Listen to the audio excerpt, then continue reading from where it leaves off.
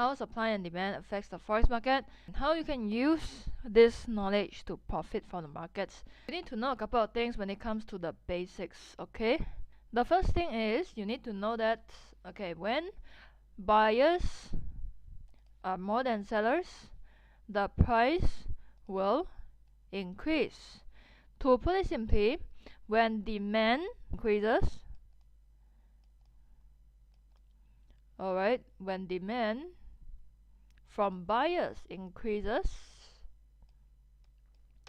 the price will increase.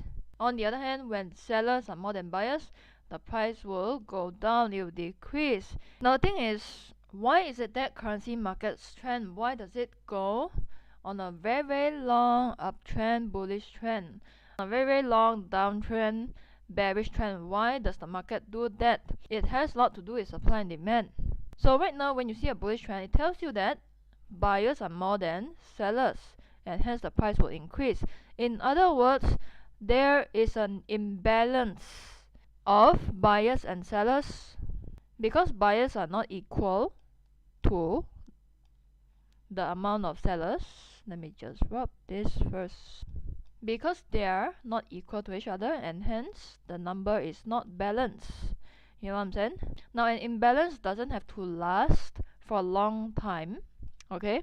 Because an imbalance can last for a couple of minutes to a couple of hours, and also to a couple of days and weeks. If you're a trend follower, then you will love these kind of trends, which doesn't happen very often. Now there are a couple of ways that you can use to measure supply and demand. Look at institutional participation. In other words, where is the trading volume coming from? And we know that banks and institutions, they provide a lot of trading volume for retail traders. It's very important for you to monitor what kind of positions are they holding. Are they bullish bias? Are they bearish biased? Second way to measure supply and demand is looking at fundamental events, your economic events, your economic calendar, and also look at central banks' impact, as well as you look at technical analysis. Okay, let me just dive into it. Now, institutional participation. How does it affect the forex market? It has a long-term influence on the markets. Now, how do you monitor institutional participation? One of the ways that you can do it is to look at this report called COT report.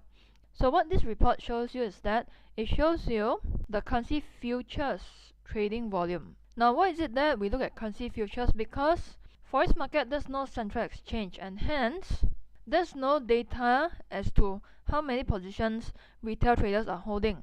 In the futures market, there are information about the trading volume because there are currency futures traded in the commodity markets. So how do you read this entire COT report? I know it's a little bit complicated for now. Now you need to know that the data is captured on a Tuesday and then published on a Friday. So hence the data may be a bit lagging. Still better than nothing, right? What you need to look at is go to non-commercial over here. They are the hedge funds. They are your banks. Now don't worry about how to read this entire thing, how to trade using COT reports specifically, how to spot reversals, because I'm going to do a video on it. Now the second way that you can gauge supply and demand is to look at fundamental events. Okay, you look at your economic calendar, economic reports to measure the fundamental strength. So some of the key fundamental events you should look at: inflation data, retail sales, trade balance. Now you need to understand one thing about trade balance is that whether it's significant or not depends whether the country is an import, export driven country or not. Now there are many different things aside from this that's going to affect the supply and demand of the market, because as you know nowadays, because of globalization, a lot of things can affect the forex markets. So you see knee-jerk reactions in the market when people are panicking. Doesn't have to be major things like disaster, earthquake. It can be just a small tweak in revenue forecast and it can cause tons of people to panic.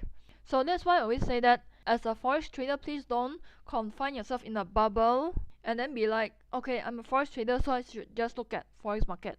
You gotta study all the other markets. That's why I also do stock videos on this channel. I'm planning to do more other asset class. You cannot afford to trade in a bubble anymore, because supply and demand in one market it's going to affect supply and demand on the other markets. Think about central bank impact is that directly influences the supply and demand. And how do central banks do that? They make changes in monetary policies. Okay, if you're not clear about what is central bank all about, you're not clear about how it works, I've already done a video on that, go check it out. So normally what do central banks do? Depends on the country, but for Fed, it controls inflation, manage economic growth.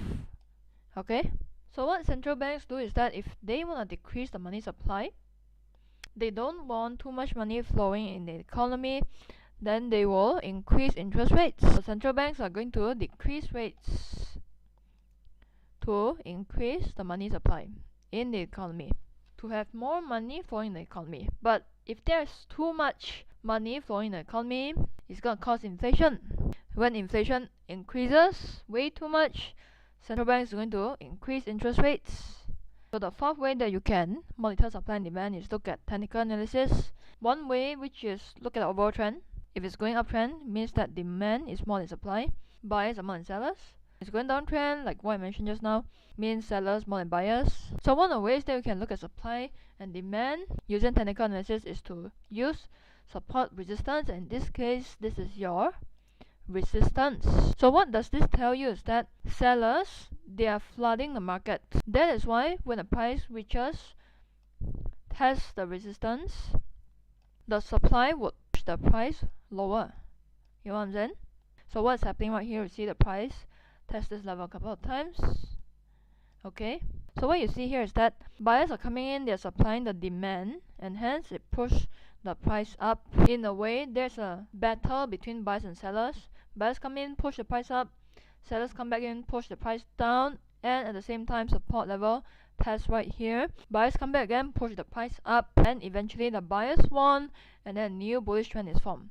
Okay, so let me know down in the comment section below, how do you measure supply and demand, and also which is your favorite way of measuring supply and demand. Okay, so with that, I'll talk to you in the next episode. Bye.